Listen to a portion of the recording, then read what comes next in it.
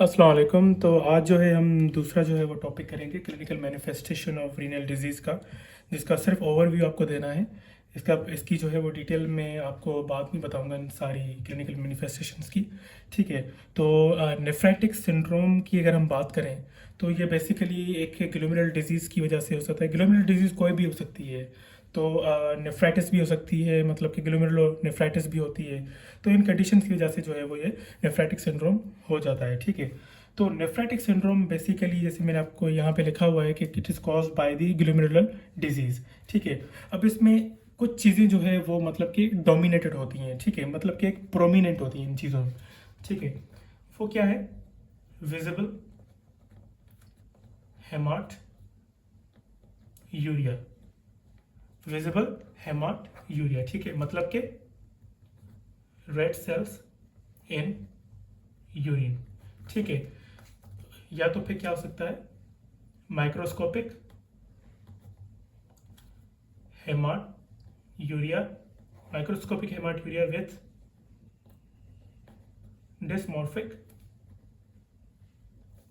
Red cells. ठीक है। अब ये तो हो गया। ठीक है। अब इसका क्या मतलब है कि नेफ्राइटिक सिंड्रोम में जो है ना बहुत सारी चीज़ें जो है मतलब कि एक प्रोमिनेंट मतलब क्लिनिकल फीचर्स है। वो ये है कि हेमाट यूरिया है, मतलब कि यूरिन में जो है वो रेड सेल्स आ रहे हैं। ठीक है। या तो फिर माइक्रोस्कोपिक हेमाट यूरिया है जिसके साथ साथ डिस्मॉर्फिक रेड सेल्स है। मतलब कि ये है कि डिस्मॉर्फिक का मतलब ये है कि किसी भी चीज़ का जो है वो शेप का चेंज होना, मतलब ठीक है, मतलब वो अपनी प्रॉपर शेप में नहीं होगा। कोई भी हो सकती है शेप, स्फेरिकल हो सकती है या फिर कोई जूडो शेप हो सकती है, कोई भी फॉल्स शेप हो सकती है बजाय उसकी नॉर्मल शेप के। ठीक है। तो ये डिस्मॉर्फिक का मतलब यही है कि हेमाटोयूरिया तो होगा मगर उसके साथ साथ डिस्मॉर्फिक रेड सेल्स होंगे, मतलब कि उनकी रेड सेल जो है वो फ्रेजाइल होंगे। ठीक है। तो उसके साथ साथ क्या है कि GFR जो है वो भी डिक्रीज होगा। ठीक है। GFR वो भी डिक्रीज होगा और उसके साथ साथ mild to moderate proteinuria होगा। ठीक है, माइल्ड टू मॉडरेट प्रोटीन। अच्छा, नेफ्राइटिक सिंड्रोम में माइल्ड प्रोटीन यूरिया होता है और ऑफनली मतलब कि ये बहुत कम होता है। ठीक है। तो ज़्यादातर जो होता है वो नेफ्रोटिक सिंड्रोम में प्रोटीन यूरिया होता है, मतलब उसमें मैसिव होता है, ज़्यादातर होता है। ठीक है। और इसके साथ साथ जो है वो हाइपर टेंशन भी। ठीक है, हाइपर टेंशन भी। अब बेसिकली ये सारे जो क्लिनिकल फीचर्स हैं, एक एक जो है वो डिजीज़ है उसमें जो है ये क्लिनिकल ये मैनिफेस्टेशन होती हैं। ठीक है। तो वो डिजीज़ का नाम क्या है? अक्यूट पोस्ट स्ट्रेप्टोकोकल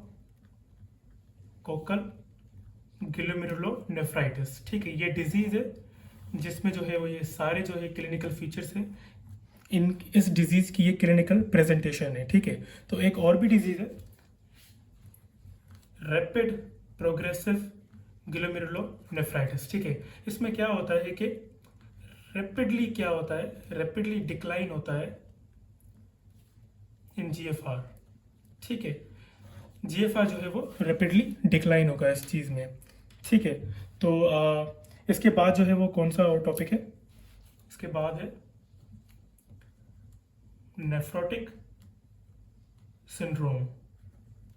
ठीक है। नेफ्रोटिक सिंड्रोम भी जो है वो it is also due to the glomerular disease. ठीक है। तो इसमें क्या होगा कि it is characterized by the heavy proteinuria. ठीक है।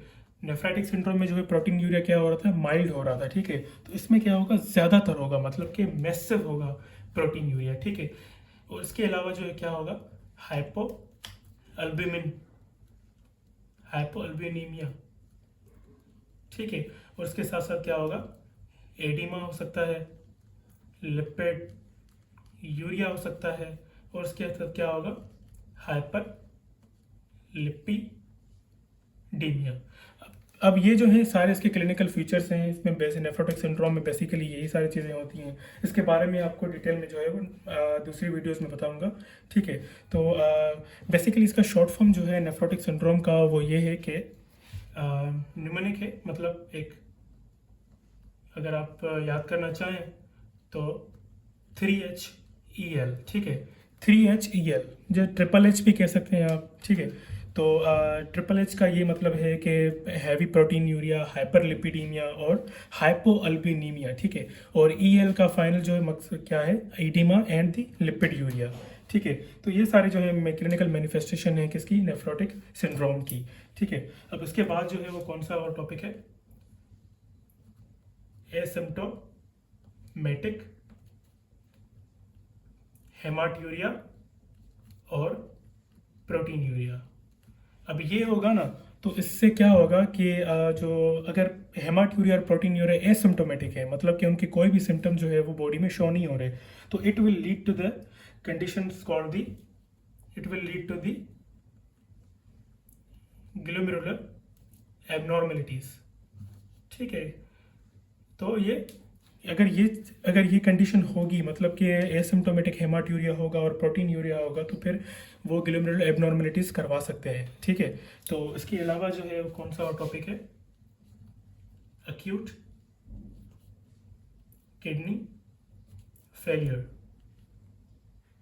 Acute kidney failure. Acute kidney failure में क्या होता है बेसिकली, अक्यूट किडनी फेलियर में बेसिकली ये होता है कि रैपिडली डिक्लाइन होता है जीएफआर में, ठीक है।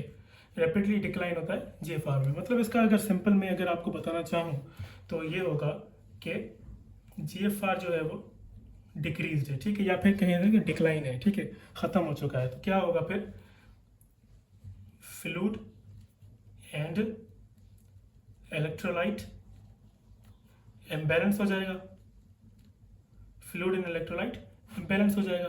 और उसके साथ साथ फिर क्या होगा कि रिटेंशन होगी, किस चीज़ की, रिटेंशन ऑफ